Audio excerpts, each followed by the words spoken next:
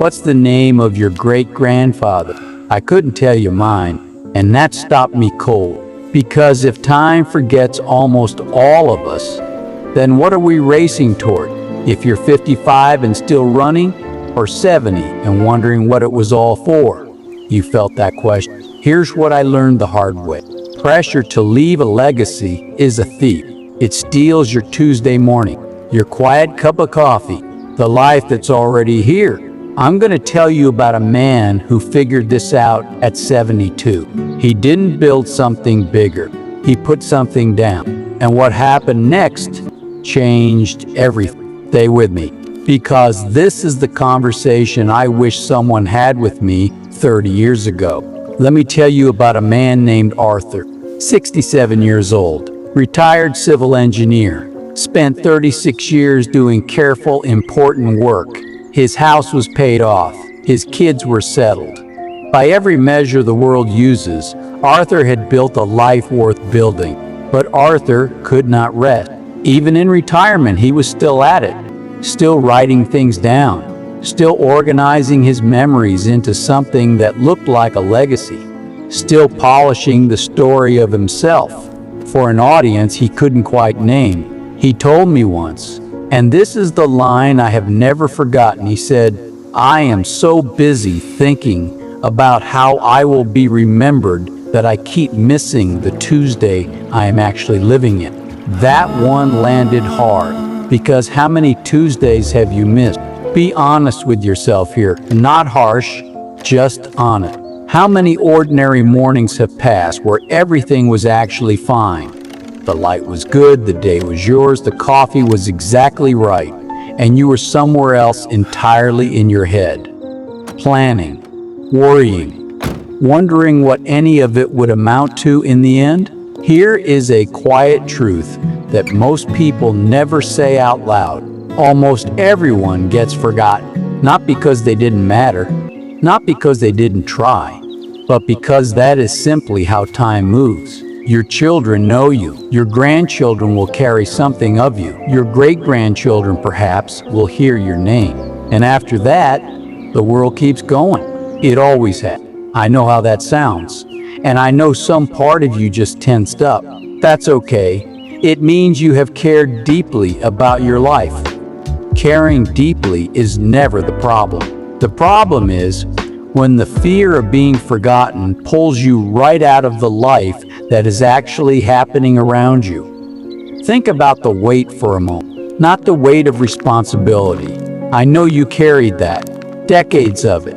Mortgages and decisions and people depending on you and showing up even when you had nothing left to give. That was real, that mattered, and I see you for it.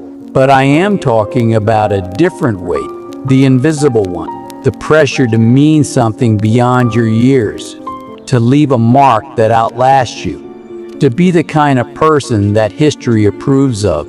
You know exactly what I am describing, right? Here is the thing that nobody tells you, and this is the part that changes everything. Legacy is built for the future. Joy lives in the present, and you cannot fully inhabit both at the same time. When your eyes are always fixed on what you will leave behind, you are living for people who do not exist yet. You are performing for a future audience, and the actual life that is happening around you, the garden, the grandchild asking you something funny, the smell of whatever is on the stove, the Sunday morning that is just there. It all becomes background noise. A woman named Sonia told me something I think about often. 61 years old, still working. 3 more years before she retires. 2 grandchildren she drives an hour each way to see on weekend. She said, "I realized I have been performing my life instead of living it, performing it for an imagined audience, for a version of herself that she thought history would approve of." Sound familiar? And here is where I want to open something up, because I told you at the start that there was something coming, something that changes the way this whole thing looked. The people who seem most genuinely alive at 65, 68, 72, the ones with a real warmth in them, not a performed contentment. They are not the ones still building their legacy. They are the ones who have put it down. Now, I want you to think about this for a moment. What would it actually feel like to stop organizing your inner life around being remembered, not to stop caring, not to become numb or passive or small, but to stop performing? Because here is what opens up when you do. The garden matters again, not because anyone is watching, just because the tomatoes are coming in, and that is actually remarkable. The Sunday call with your daughter is not a status update on your life. It is your life. The book that has been sitting on your nightstand for 4 months, you finally finish it. Not because it makes you look a certain way, just because you want to know how it ends. Small thing, real thing, present thing. Remember what I said at the very beginning about Tuesdays? This is exactly what I was talking. A man named Derek, 64, recently retired, 2 years out of a career he had given everything to, told me he spent the first 8 months of retirement feeling like a ghost, like he was fading, like without the title and the purpose and the thing that people knew him for, he didn't quite know who he was.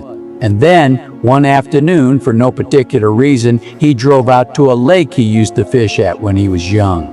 Before any of the buildings started, he sat there for 2 hours, did nothing, caught nothing, felt everything. He told me later, I think I had been so busy becoming something that I had forgotten what it felt like to simply be somewhere.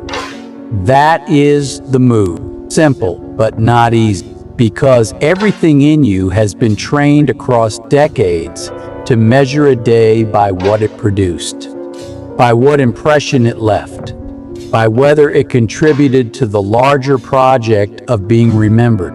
Unlearning that takes something. But here is what I know about you. You have already done hard things. You have already shown up when it cost you something. You have already built what needed building and given what needed giving and carried what needed carrying for a very long time.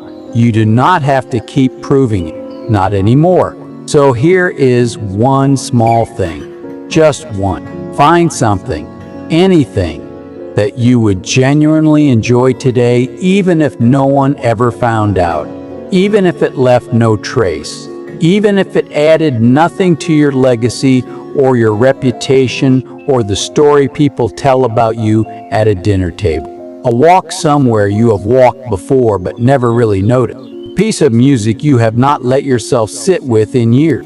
A phone call to someone you keep meaning to call and somehow never do. Do that thing today, not because it is productive, not because it contributes to anything larger, because it is yours. That is the whole thing. That is it. And maybe, this is the thought I want to leave you with. Maybe that is the legacy, not the awards, not the titles, not the thing with your name on. The way you showed up for someone on a random Wednesday when you had your own worries going on. The meal you made because you felt like it. The conversation you were actually present for instead of half somewhere else. Those moments live in other people quietly, without ceremony, without a plaque, and they go further than you will ever know. If something in this video landed for you today, if any part of this felt like something you needed to hear, I would love for you to share it in the comments below. Tell me what you are ready to put down. Tell me what you want to pick back up, because you are not alone in this, not even close, and that is what this channel is here for, to remind you quietly, without any noise, that the door is still open, that it is not too late, that right now, today, something real and warm and entirely yours is still possible, not despite everything you have lived, because of it. Go be here while there is still time.